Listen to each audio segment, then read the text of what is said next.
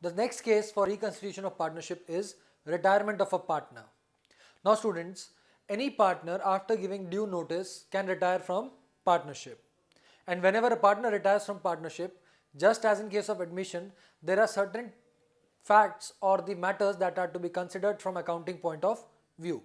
Let us see what these matters are. The first one being change in profit sharing ratio. Change in profit ratio. Obviously, the profit which was being shared among two partners now is to be shared between single partner or the remaining partner. Similarly, if there are more than three partners, let's say there are four partners in a firm, then one partner is retiring. The same amount of profit is being divided among remaining three. So automatically that leads to change in profit ratio. Remember, the basic factor while calculating the new profit sharing ratio is obviously for future as well as to calculate the gain of remaining partners. That is to calculate by the amount by which the remaining partners have gained on account of retirement of a particular partner. Then valuation and treatment of goodwill. Valuation and treatment of goodwill.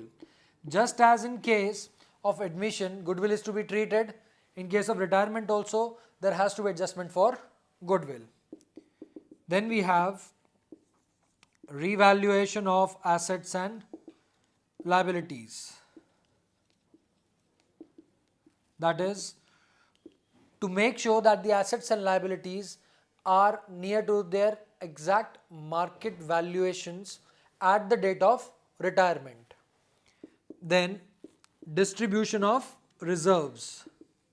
Distribution of reserves, and obviously it includes any accumulated losses as well. That means whenever a partner is retiring from a business, in case there are any general reserves or accumulated profits in any other accounts, or for that matter there might be previous losses which are appearing on the asset side of the balance sheet, they have to be adjusted. And lastly, in case it is required by the partners or the remaining partners, adjustment of capital.